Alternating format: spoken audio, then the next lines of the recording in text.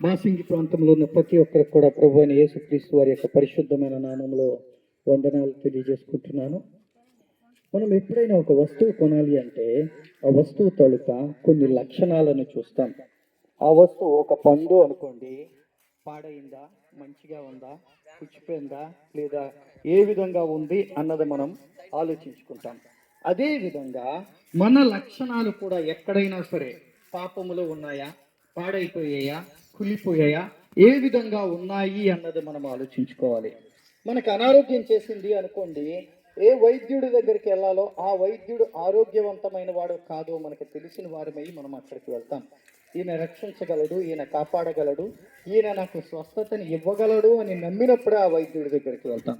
అలాగే ఈ భూలోకంలోనికి ఒక వ్యక్తి పరిశుద్ధుడిగా వచ్చాడు, పవిత్రుడిగా వచ్చాడు, పాపం ఎరుగని వాణిగా వచ్చాడు, చరిత్రను మొత్తం తిరగరాయగలిగినంత శక్తిమంతుడిగా వచ్చాడు, కాలాన్ని, సమయాన్ని, గమనాన్ని కూడా మార్చగలిగినంత శక్తి కలిగిన వాడిగా వచ్చాడు.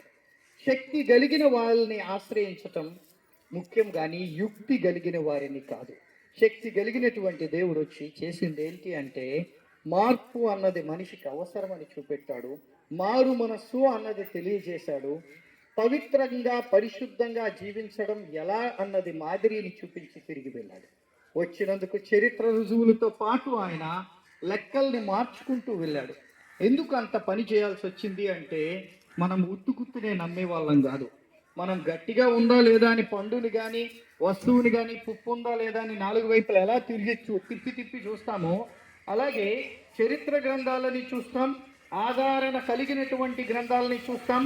వ్యక్తుల్ని పరిశుద్ధుడిగా వచ్చాడు, పవిత్రుడిగా వచ్చాడు. నీకు నాకు ఒకటి కావాలని చెప్పాడు. అదేంటి అంటే పాపము నుండి విడుదల. అది కూడా ఎలా కావాలి, ఎలా ఇవ్వాలి అన్నది ఆయనే తెలియజేశాడు. ఏ విధంగా ఇస్తాను అన్నది కూడా ఆయనే తెలియజేశాడు.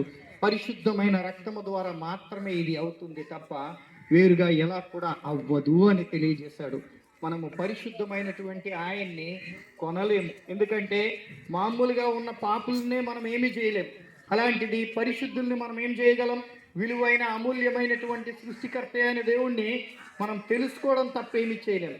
అలాంటి దేవుడు ఏమన్నాడు అంటే, నువ్వు చేయాల్సింది ఏమీ లేదు, హృదయపూర్వకంగా నువ్వు నా మాటల్ని అంగీకరించు, నీ నోటితో ఒప్పుకో నీ పాపాలను, హృదయంలోనికి పరిశుద్ధుడైన నన్ను తీసుకో, అంతే చాలు, నువ్వు రక్షింపబడతావు అన్నాడు. ఆ దేవుడు కలిగి ఉన్న జనాంగముగా మేము మీ మధ్యలోకి వచ్చాము. ఆ దేవుడు మాట్లాడే దేవుడు, ఆ దేవుడు ఆదరించే దేవుడు, ఆ దేవుడు క్షమించే దేవుడు. అలాంటి దేవుడిని మేము కలిగి ఉన్నాం. మీ వివరాలు కావాలి అనుకుంటే మీ దగ్గరలో ఉన్న మందిరానికి మీరు వెళ్ళచ్చు. ఇక్కడ ఉన్నటువంటి మందిరంకు మీరు వెళ్ళి వివరాలు అడగచ్చు. దేవుడి మాటలను ఇప్పటి వరకు విన్న ప్రతి ఒక్కరి హృదయంలో భద్రపరచునుగాక.